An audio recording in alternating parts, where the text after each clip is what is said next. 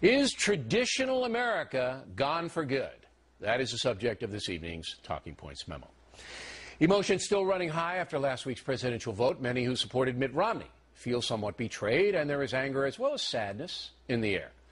My pal Dennis Miller believes traditional America has been vaporized, that it is gone for good.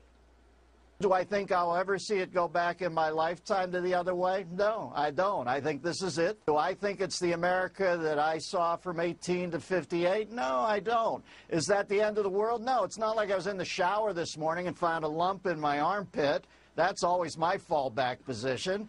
I got a great life, but I'm just saying it is not the America I've grown comfortable with. Now, I've given Miller's election take a lot of thought, and I disagree with him. I believe traditional America can come back, but it will take a very special person to make that happen. Let's look at what happened 6 days ago. President Obama received about 62 million votes, 11% less than he got in 2008. So he's slipping in popularity. Mitt Romney ended up with 3.3 million fewer votes than the president. Close, but Romney got 2% fewer votes than John McCain garnered in 2008. By any measure, a poor performance for Governor Romney. Remember, McCain was running right into a recession. So it was more about Romney's failure to build on McCain's vote than Obama doing anything. A stronger candidate would have defeated the president. Mr. Obama won the woman vote, blacks and Asians, but it was the Hispanic vote that really nailed Romney. 71% of Latinos voted for the president. And that was the difference in Florida, Virginia, Colorado, and Nevada. Other states were impacted as well. Romney took white males and independents by significant margins. But when you bunch it all up together, when you bunch it up, it was an entitlement vote this year. American families earning less than $30,000 a year broke big for the president, 62% to 35%. So it's clear that left-wing ideology did not win the day for Barack Obama. Big spending on federal programs did. That's the key.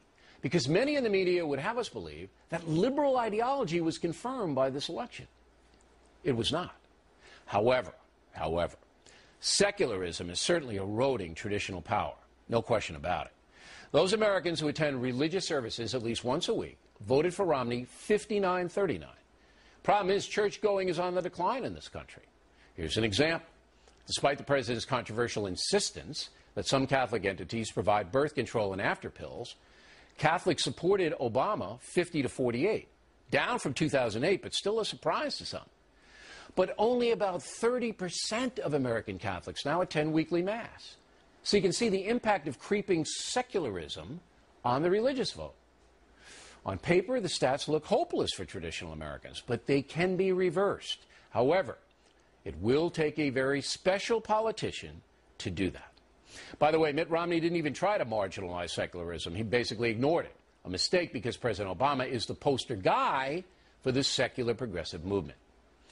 The key question going forward, is the SP movement good for Americans, no matter what their ethnicity or economic condition? And the answer is no. 3 vivid examples.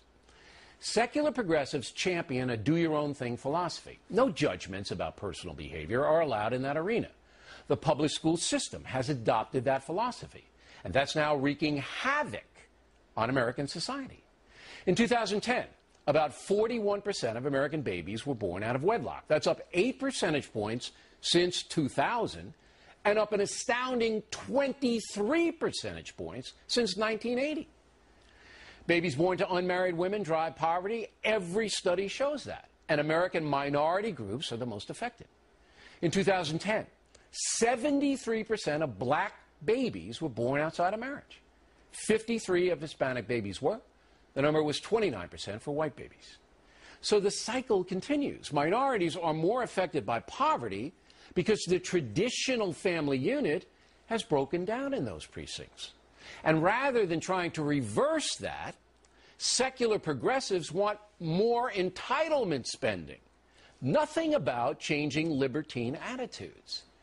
On the abortion front, same thing. Rather than trying to discourage taking the lives of millions of fetuses, the SPs have created a mythical war on women, screaming that so-called reproductive rights are under assault. The abortion zealots want the procedure on demand, no matter how late term, and are stridently opposed to even counseling before this life-ending procedure is undertaken. Abortion is settled law in the USA, but it should be discouraged because human DNA is present upon conception. Thus, the situation becomes a human rights issue. Ask yourself this question. Should America be a country where potential human life, an undeniable fact after conception, is terminated for convenience? For convenience. Is that the kind of country we want? And the federal government's going to demand that citizens who oppose abortion pay for it? What say you, Planned Parenthood? Finally, 2 states, Washington and Colorado, voted to legalize pot.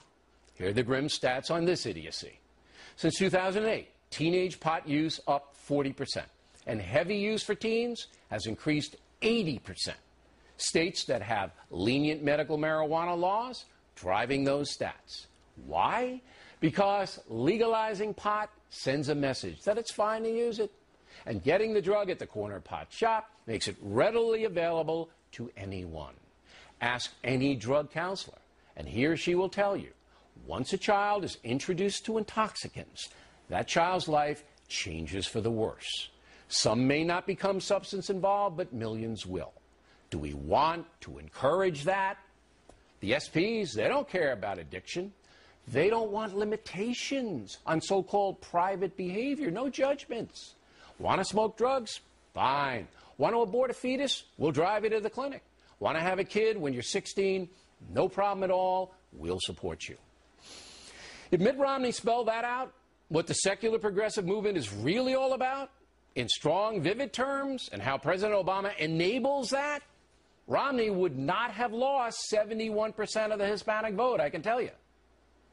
I believe the majority of Americans can be persuaded that the far left is a dangerous outfit, bent on destroying traditional America and replacing it with a social free-fire zone that drives dependency and poverty. We, the people, need to be confronted with the reality of our situation. But so many of our politicians are cowardly that the truth is rarely heard. Well, tonight you heard it. And maybe 4 years from now, what's really at stake in America will finally be heard loud and clear. And that's a memo.